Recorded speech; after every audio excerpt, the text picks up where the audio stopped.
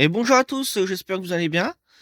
Aujourd'hui, une nouvelle vidéo, elle va être très courte. Donc, j'ai commandé et reçu alors c'est soi-disant un petit chargeur qui va avec une batterie. Donc, c'est moi qui ai coupé le fil, hein, c'est volontaire.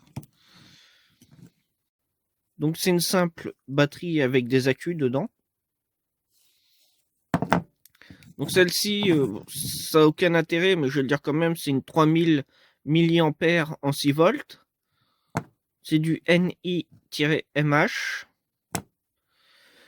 Donc, je vais démonter avec vous ce petit chargeur d'alimentation. Donc, voici l'intérieur. Alors, je me suis mis en tête, certains commencent à me connaître, dès que j'ai quelque chose d'électronique sous les mains, il faut que je l'ouvre. Donc, j'ai ouvert le chargeur et voici ce que j'ai découvert dedans. Donc, ce qui m'inquiète un peu, maintenant on le sait très bien que les étiquettes sont mises à tort, hein. Il y a la norme CE dessus. Moi, je ne mettrai jamais la norme pour CE européenne pour ce type d'alimentation. Donc le modèle, c'est un LHJ35-0600250. Donc il est prévu pour être alimenté entre 110 volts et 240 volts alternatifs. Donc on est en AC. Soit sur du 50 Hz ou soit du 60 Hz. Donc nous en France, on est à 50 Hz. Ensuite, la sortie, elle se fait en 6 volts pour un courant de 0,25 ampères, donc 250 milliampères. Donc bien sûr, hein, on voit en gros Made in China. Donc ça, on fait l'impasse là-dessus. Hein, Made in China, tout vient de là-bas. Donc si j'ai commandé ce kit, c'est parce que déjà, il n'était pas très cher. Et quand on achète du pas cher, on a ce qu'on paye, quoi, en fait. Bon, alors par contre, maintenant, où que ça pose problème, vous voyez, il y a le 220 ici. On arrive sur deux petits fils. On arrive ici sur la plaque. Donc là, on a une petite self. Absence totale de fusible. Donc, ce qui peut se passer si l'alimentation se met en court-circuit, c'est que ça, là, ici, ça va servir de fusible et ça va péter, en fait. Donc, nous, déjà, ce qu'on va faire, j'ai été chercher ça dans mon stock. Je vais insérer une petite résistance de 4,7 ohms en 1 watt. Et je vais y mettre de la gaine thermo-rétractable pour être sûr que rien ne touche nulle part au niveau des pattes de la résistance. Je vous ai fait le schéma de l'alimentation. Donc ici à gauche, on a le 220 volts.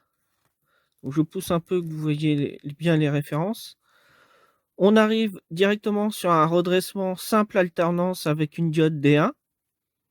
Donc là déjà, on perd la moitié de la puissance de ce qu'on pourrait avoir sur le 220. D'habitude, sur le 220 dans les alimentations, on a un redressement double alternance. On se sert de l'alternance positive et de l'alternance négative. Parce que le 220, là, vous avez le 0 volt. Pour simplifier les choses, je pars directement sur l'alternance positive. Donc, j'ai une petite vague comme ça qui arrive sur le 0 volt. Je descends pour l'alternance négative. Je reviens ici au 0 volt. Ensuite, je remonte et je refais encore une petite vague. Je reviens au 0 volt et ainsi de suite. Donc, à une fréquence de 50 Hz. Donc, nous, dans le redressement D1, on va simplement redresser la petite vague du haut. Donc, on va avoir quelque chose ici. 0. Comme ça. Hop. Uniquement ça qu'on va redresser. On ne va pas redresser tout le 220. Donc déjà, c'est pas un choix que j'aurais fait. Ils ont mis le neutre. Alors je vais pousser le neutre directement pour la masse primaire. Absence totale de fusible, pas de résistance de sécurité, aucun filtrage du secteur EDF. Donc en fait, quand votre alimentation là, elle va générer des fréquences qui vont venir se répertorier sur le 220 volts, vu qu'il n'y a aucun filtrage. Donc ensuite, après la diode D1 et le condensateur C1, on a une tension redressée qui est lissée. Donc on a une droite continue. Et on vient directement dans le bobinage primaire du transformateur. Ensuite, on a une résistance ici de 3,3 mégaohms qui va venir envoyer un petit courant sur la base de mon transistor Q1. Donc ça, c'est au démarrage de l'alimentation. Du coup, mon transistor Q1 va être passant. Donc, ce qui ressort du bobinage va passer par le collecteur du transistor, ressortir par l'émetteur. On va passer par la résistance R4 qui est de 20 ohms, un quart de watt, pour retourner à la masse primaire. Donc, à partir de ça, je vais créer une impulsion dans mon transformateur. Et sur ce transformateur, j'ai deux secondaires. J'ai un secondaire pour l'alimentation qu'on va utiliser en sortie. Et j'ai un bobinage qui est sur le même côté du transformateur niveau primaire, sauf que c'est un bobinage qui est secondaire. Il est totalement isolé électriquement si on fait une mesure entre les bobinages. Donc là, en gros, grâce à ce bobinage secondaire, on va venir commander à notre tour un transistor Q2 qui va, lui, à son tour, commander Q1. Donc grâce à ce bobinage, encore une fois, je vais venir alimenter la commande ici pour mon transistor Q1. Du coup, lorsque mon transistor Q1 va à son tour conduire, je vais encore créer une impulsion dans mon transformateur. Je vais venir avoir à nouveau un courant ici sur la bobine qui va encore commander Q2, puis Q1 et ainsi de suite. C'est un cycle en fait. Alors pour le transistor Q1, c'est un TS13001. Alors ne pas confondre avec le MJ13001. Ce n'est pas le même brochage. Donc ça c'est le schéma que j'avais fait avant à main levée et que j'ai recopié ensuite. Donc en fait le TS13001, son émetteur est ici à gauche, première patte. Collecteur, lui ça change pas, c'est la patte du milieu. Et la base en pin 3. Si vous prenez le MJ13001, vous aurez la base à gauche et l'émetteur à droite. Donc c'est inversé. Donc si vous inversez au niveau des composants, votre alimentation va claquer tout de suite. Toutes les alimentations à découpage que l'on peut rencontrer, on retrouve ici le point du transformateur au GND primaire, à la masse primaire, et l'autre point passe par une anode qui ressort par une cathode qui vient ensuite commander mon transistor. Et là, dans notre cas, ils ont fait l'inverse. Donc là, on est sur une alimentation la plus basique qu'on peut utiliser. J'ai même pas mis des Z1. Ah là là là là. Donc ZD1, c'est une diode Zener de 6,8 volts en un quart de watt. Ici, vous avez une résistance sur la base du transistor Q2 avec un A comme ça. Il revient ici, où il y a le petit A. Plutôt que d'avoir un fil qui traverse la piste ici du transformateur pour aller au point A, j'ai préféré mettre un point A qui repart au point A. Donc on sait que ce point-là va avec ce point-là. Il y a une piste. Pour l'alimentation secondaire, on a une diode de redressement 1N5819 suivi d'un condensateur C3 qui fait 100 microfarads 16 volts. Ici, la résistance R6 de 270 ohms, elle sert à consommer un courant, même si je n'ai rien de branché sur la sortie. Donc elle va servir à consommer un faible courant sur la partie secondaire. Ici, j'ai une résistance R7 de 1,5 kΩ. On arrive dans l'anode d'une LED. La cathode, elle, ressort à la masse secondaire. Donc, vous voyez, au niveau des symboles, à gauche, j'ai la masse primaire et à droite, j'ai la masse secondaire. ce ne sont pas les mêmes masses, les mêmes GND. Si mon transistor Q1 pète, je vais venir claquer forcément mon transistor Q2, ma résistance R4. Je peux également claquer, c'est même forcé, la diode Zener ZD1, la diode D1. Donc là, je vais me retrouver avec un court-circuit franc sur le 220 volts. Et comme il n'y a pas de fusible de protection, en fait, mon alimentation va prendre feu. C'est pour ça que j'ai rajouté une résistance de 4,7 ohms à watt ici. Donc si j'ai rajouté cette résistance de protection de 4,7 ohms 1 watt en métal, bien prendre du métal, pas prendre une carbone. La carbone, elle va cramer, donc c'est pas notre but. Donc en prenant une métal, elle va se couper simplement en cas de court-circuit ici. Donc elle sert de protection. Si je l'ai mis, c'est uniquement pour ceux qui ont un chargeur, qui savent que ça peut prendre feu et qui veulent quand même l'utiliser.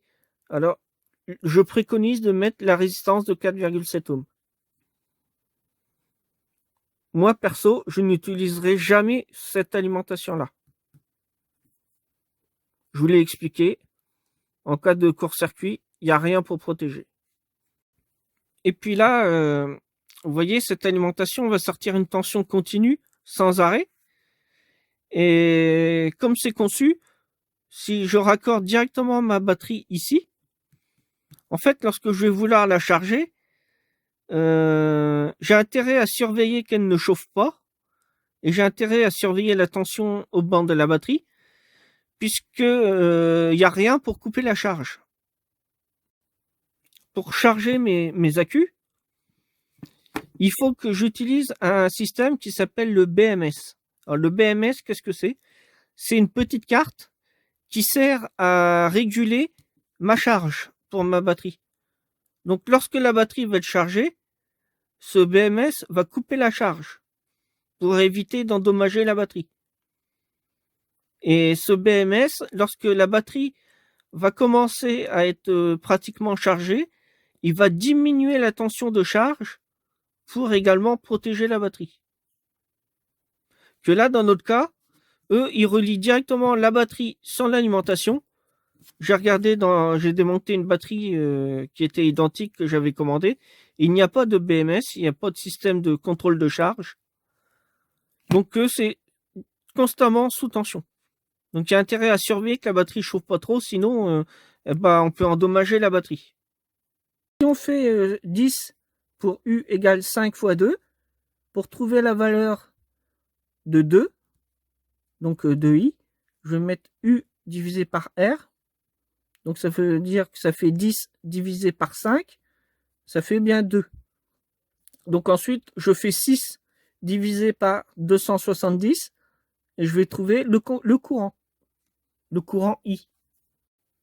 Donc si je fais le calcul par le biais d'une calculette, c'est triché, ça me donne 0,022 ampères. Donc ça nous fait un courant de 22 milliampères. Donc la résistance ici R6 va consommer 22 milliampères sur l'alimentation, ce qui est dérisoire. Un conseil que je peux vous donner quand même, c'est préférez plutôt de mettre 10 € de plus et d'avoir quelque chose qui fonctionne, qui soit aux normes, qui prenne pas feu et qui puisse pas déjà foutre le feu, mais aussi blesser soit l'enfant ou blesser une personne qui branche l'appareil ou qui vient le débrancher. Ce qu'il faut savoir, c'est qu'un accu, parfois, ça peut éclater. Donc c'est pour ça que vaut mieux que ce soit protégé. Et voilà. Donc ça, je l'ai payé. Alors je vais vous dire le prix tout de suite. Donc cet ensemble, je l'ai payé 6,77 €. Alors c'est vraiment dérisoire. Je déconseille vraiment d'acheter ce genre de choses pour charger une petite batterie. Pendant que mon fer à souder chauffe, j'ai coupé de chaque côté de la résistance les pattes.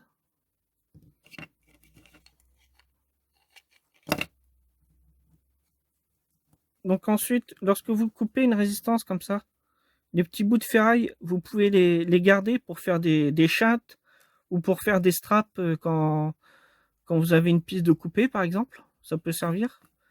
Donc là, je vais dessouder ici. Je vais souder ma résistance au plus près du picot ici auquel l'étain.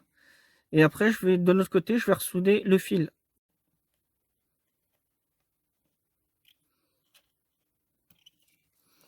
Voilà. Je prends de l'étain. Je vais venir en remettre un peu quand même parce que je trouve qu'il n'y en a pas assez. Voilà. Je prends ma résistance. Je viens la souder. Donc il faut tenir la résistance lorsque vous avez mis l'étain parce que sinon il faut le temps que l'étain refroidisse un petit peu, sinon la résistance elle tombe, elle n'est pas soudée avec. J'ai pris un petit bout de gaine thermo-rétractable. Donc je la passe dans le fil pour éviter qu'elle chauffe dès que je vais souder mon fil et ma résistance. Je le mets au maximum par là pour pas que ça chauffe. Ensuite, je viens souder mon fil sur la résistance. Alors là, j'ai trop d'étain. Donc je m'assure de faire une bonne soudure. Je vérifie que ça se détache pas. Non, c'est bien soudé. Hop. Ensuite, je viens remettre ma gaine thermo-rétractable comme ceci. Et je vais venir chauffer un peu pour que la gaine elle tienne bien sur le fil et la patte de la résistance. Normalement, je fais jamais ça avec le fer à souder, mais comme je n'ai pas trop le choix, je n'ai pas le matériel sous la main, je vais chauffer légèrement avec le fer à souder. Et ça va suffire. Donc si un peu d'étain, on gratte un peu, on l'enlève. Voilà, c'est pas méchant, ça tient. Donc maintenant, on va pouvoir refermer le boîtier. Et voilà, c'est remonté. Pour ceux qui seraient susceptibles d'acheter ça, c'est à fuir. N'achetez surtout pas ça. La batterie peut vous servir, mais pas le chargeur. Ce chargeur va finir en pièces détachées. Hein, je ne vais pas utiliser ça. Je vais récupérer quoi dedans? Le cuivre qui est dans le petit transformateur de merde qu'ils ont mis là. La résistance ici, la 4,7 ohms en 1,5 watt. Je vais récupérer diode de redressement, les petites résistances, la LED. À la rigueur, les transistors, et encore, ça se trouve, c'est de la basse qualité. Les résistances ici, la diode, encore de redressement. Bon, bah là, pareil, hein, la résistance, et puis le condensateur vert, et c'est tout. Le reste, les condensateurs chimiques, comme vous voyez là, les verts, alors ça, c'est du condensateur le plus bas possible au niveau du coût de fabrication. Et c'est des condensateurs qui ne durent pas dans le temps. Et surtout les verts. C'est maintenant la fin de cette vidéo. Elle était vraiment très très courte. Je l'ai fait, c'est uniquement dans le but de prévenir, de ne surtout pas acheter ce genre de kit pour charger une batterie. Donc la batterie, on peut l'acheter séparément. Vous pouvez acheter ce kit, mais utiliser que la batterie et acheter en plus un chargeur exprès pour les batteries NiMH.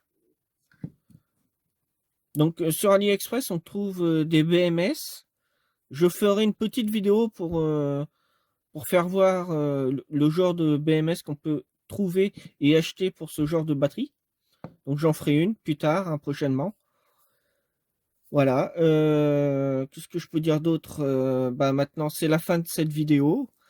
Donc si vous avez aimé, n'hésitez pas à mettre un beau petit pouce vers le haut. Un petit commentaire, ça fait toujours plaisir. Maintenant, je vous dis à la prochaine pour une future vidéo. Soyez sages. Allez, salut, salut. Bye bye.